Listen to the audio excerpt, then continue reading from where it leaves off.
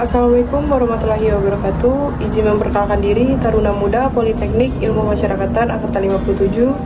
Nama Amanda Tasya Sasabila, STB 4951, Prodi Teknik Masyarakatan kelas A. Izin Bapak, pada kesempatan kali ini saya akan menyampaikan materi mengenai mata kuliah pengantar hukum. Hukum, ilmu hukum dan hukum merupakan dua hal yang berbeda. Seorang pakar hukum yakni Utrecht menyatakan bahwa hukum adalah himpunan peraturan-peraturan atau perintah-perintah dan larangan-larangan yang mengurus tata tertib suatu masyarakat dan karena itu harus ditaati. Peran dan fungsi hukum. Yang pertama, mengatur perilaku, menyelesaikan sengketa, melindungi hak dan kewajiban, mengatur hubungan antar individu dan negara. Tujuan hukum, yaitu untuk keadilan, ketertiban hukum, perlindungan hukum, dan pembangunan masyarakat. Penggolongan dan klasifikasi hukum. Hukum menurut bentuknya terbagi atas dua, yaitu hukum tertulis dan hukum tidak tertulis. Hukum menurut sumbernya, yaitu hukum undang-undang, hukum kebiasaan, hukum traktat, hukum ilmu, dan hukum jurisprudensi. Hukum menurut sifatnya, hukum yang memaksa, hukum yang mengatur. Hukum menurut tempat berlakunya terbagi atas tiga, yaitu hukum nasional dan hukum internasional, dan hukum asing. Dan hukum menurut waktu berlaku, yaitu ius constitutum dan ius constituendum. Hukum menurut isinya terbagi atas hukum publik dan hukum privat. Kodifikasi hukum.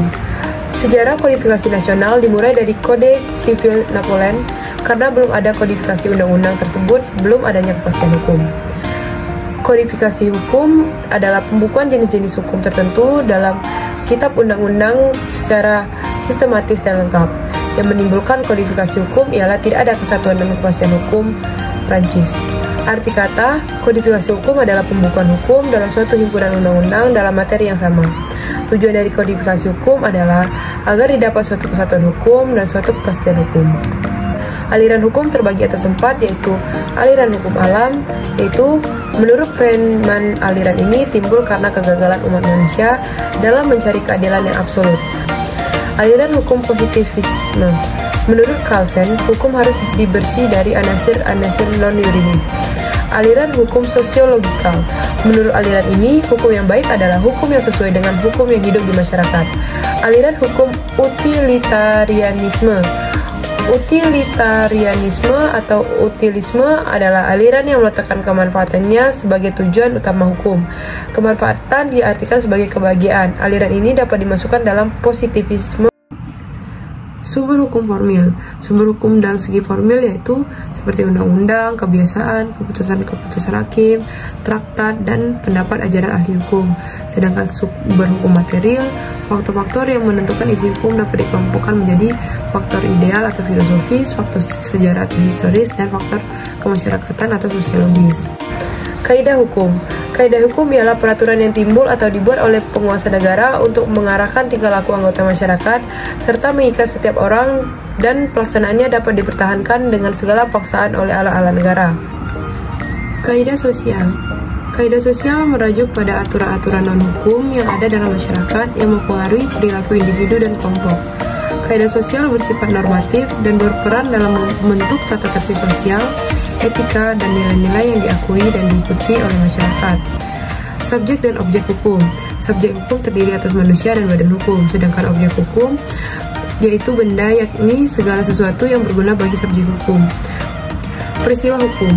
Sebuah peristiwa hukum atau research yang dapat menggerakkan hukum atau menimbulkan akibat hukum, tetapi tidak semua peristiwa dapat dikatakan sebagai peristiwa hukum. Peristiwa hukum dibedakan menjadi dua, yaitu peristiwa hukum karena perbuatan subjek hukum dan peristiwa hukum yang bukan perbuatan subjek hukum. Hubungan hukum. Hubungan yang diatur secara hukum yang timbul karena suatu peristiwa hukum menimbulkan hak di suatu pihak dan kewajiban di pihak lain. Hubungan hukum ini terjadi secara otomatis dengan atau tanpa perjanjian tertulis. Hak dan masyarakat hukum. Sajipto Raharjo berpendapat bahwa hak adalah kekuasaan yang diberikan oleh hukum kepada seseorang dengan maksud melindungi kepentingan seseorang tersebut.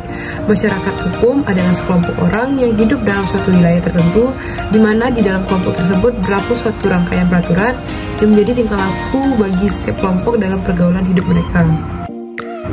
Antropologi hukum. Antropologi hukum pada dasarnya mempelajari hubungan timbal balik antara hukum dan fenomena-fenomena sosial secara empiris dalam kehidupan masyarakat.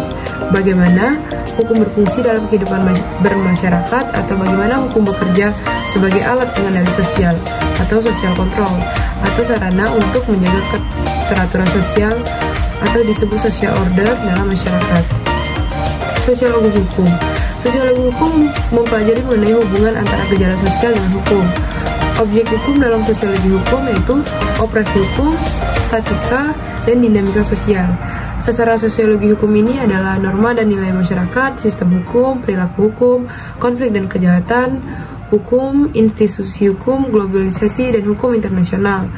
Sejarah singkat sosiologi hukum dikenal sejak abad 18 oleh Anziotti dan dikembangkan oleh para ahli. Pengertian psikologi hukum.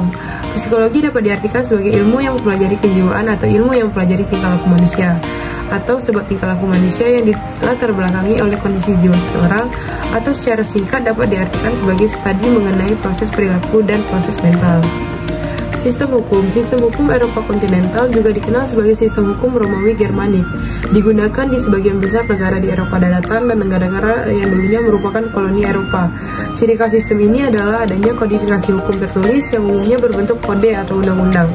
Hukum tersebut bersifat terinci dan komprehensif, mengatur berbagai aspek kehidupan hukum dari perdata, pidana, dan administrasi. Sistem hukum Anglo-Saxon juga dikenal sebagai sistem hukum umum atau common law, ditemukan di negara-negara yang dulunya merupakan bagian dari Kekaisaran Britania Raya dan koloninya, termasuk Amerika Serikat.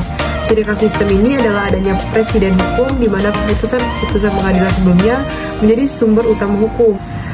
Sistem hukum adat adalah sistem hukum yang berlaku di masyarakat tertentu berdasarkan tradisi dan adat istiadat yang diwariskan secara turun-menurun. Hukum Islam juga dikenal sebagai syariah, adalah sistem hukum yang didasarkan pada ajaran agama Islam, yaitu Al-Quran dan Hadis.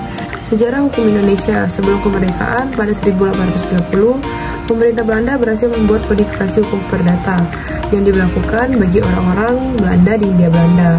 Lalu sudah kemerdekaan, berlakulah Undang-Undang Dasar 1945. Politik hukum Indonesia. Profesor Mahmud MD berpendapat bahwa politik hukum merupakan kebijaksanaan hukum yang akan atau telah dilaksanakan secara nasional oleh pemerintah. Mencakup pengertian tentang bagaimana politik mempengaruhi hukum dengan cara melihat konfigurasi kekuatan yang ada di belakang pembuatan dan penegakan hukum. Hukum tata negara.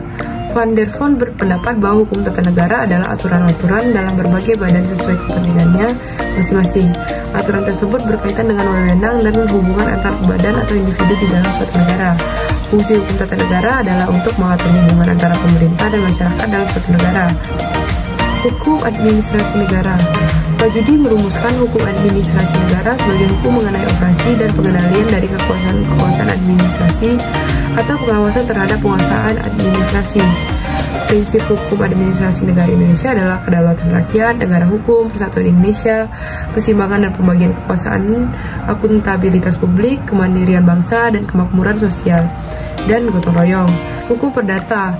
Hukum perdata adalah cabang hukum yang mengatur hubungan antara individu atau badan hukum dalam konteks kehidupan sipil. Hukum perdata mencakup aturan dan prinsip yang mengatur hak dan kewajiban individu, hak milik, kontrak, tanggung jawab hukum, warisan, dan perdata lainnya. Hukum dagang. Hukum dagang juga dikenal sebagai hukum bisnis atau hukum perdagangan. Adalah cabang hukum yang mengatur kegiatan bisnis dan perdagangan. Tujuan hukum dagang adalah untuk menciptakan lingkungan hukum yang jelas dan teratur bagi pelaku bisnis, memfasilitasi transaksi bisnis, melindungi kepentingan ekonomi, dan menyelesaikan sengketa bisnis. Hukum pemerintahan daerah. Hukum pemerintahan daerah adalah sistem hukum yang mengatur otonomi dan pemerintahan di tingkat lokal di Indonesia. Ini berasal dari perubahan Undang-Undang Dasar 1945, terutama setelah reformasi pada tahun 1998. Asas pemerintahan daerah ini terdiri atas desentralisasi, dekonsentrasi, dan tugas pembantuan. Hukum internasional. Hukum internasional dapat diartikan sebagai hukum yang mengatur aktivitas entitas dalam lingkup internasional. Sedangkan fungsi hukum internasional tersendiri yaitu sebagai suatu sistem hukum internasional merupakan sistem hukum yang otonom, mandiri dari politik internasional.